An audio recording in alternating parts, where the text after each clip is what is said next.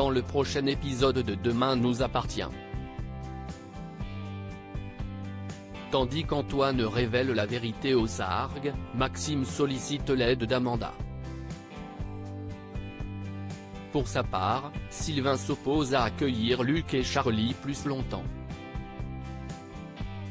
Capture d'écran TF1. Attention, les paragraphes qui suivent contiennent des spoilers sur l'épisode de Demain nous appartient diffusé demain soir sur TF1.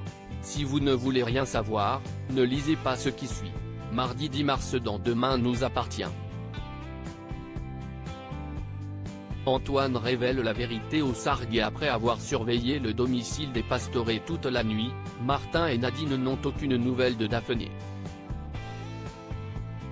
Pour Martin, elle a disparu afin d'éviter de parler à la police, mais Nadine certifie qu'ils finiront par boucler cette enquête.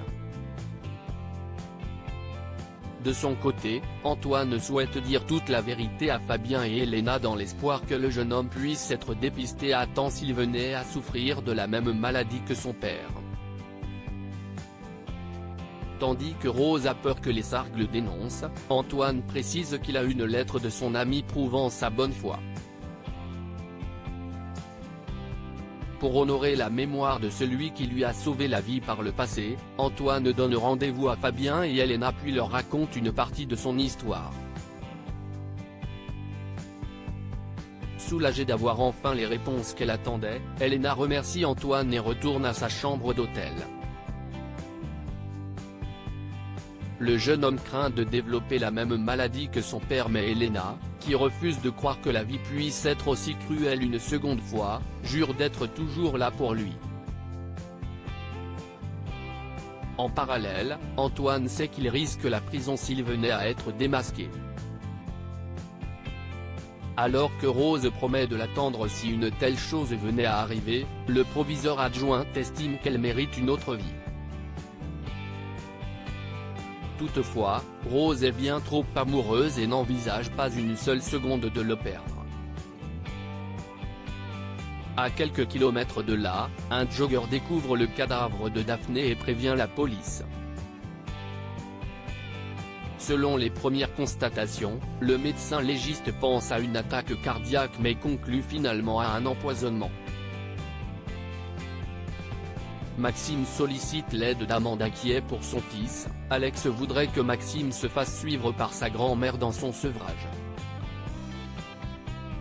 Persuadé de gérer la situation, il assure que tout va bien. Seulement, Maxime fait une nouvelle crise liée au manque et demande à Marie de l'héberger le temps d'aller mieux. La sportive lui conseille plutôt d'aller à l'hôpital, mais le fils Delcourt exclut que ses parents le voient dans cet état. Il se dirige alors chez Amanda pour solliciter son aide. Après avoir accepté ses excuses, l'infirmière décide de s'occuper de lui. Au plus mal, Maxime réclame du Tramidon pour apaiser sa douleur. Afin de le soutenir du mieux possible dans sa désaccoutumance, Amanda lui donne la moitié d'un cachet. Sylvain s'oppose à accueillir Luc et Charlie plus longtemps. Déçu de ne pas être parvenu à faire signer le document d'émancipation, Charlie veut à tout prix rester chez les Moreno. Sylvain, qui ne supporte plus Charlie, désire quant à lui que sa femme trouve une solution pour que les enfants Molina quittent leur domicile au plus tôt. Alors que Christelle ne veut pas les laisser tomber, Sylvain ne veut pas que Betty soit le souffre-douleur de Charlie. Dans l'obligation de privilégier le bien-être de sa fille, Christelle consent à contre-cœur à contacter l'aide sociale à l'enfance. En fin de journée, Luc et Charlie préparent une soirée burger pour toute la famille. Touchée par leur attention, Christelle aimerait que son mari patiente une journée de plus avant d'annoncer la mauvaise nouvelle. Malgré tout, Sylvain est certain que Charlie tente de les amadouer et il campe sur ses positions. Au cours du dîner, Charlie admet qu'elle n'a pas été sympathique et promet de faire des efforts. Même si Betty ne la croit pas, la jeune femme s'excuse et ajoute qu'elle l'apprécie beaucoup en réalité.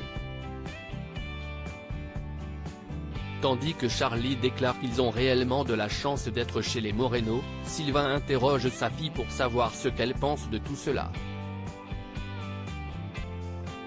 Pour elle, la cohabitation peut bien se passer et Sylvain accepte donc de garder les Molina.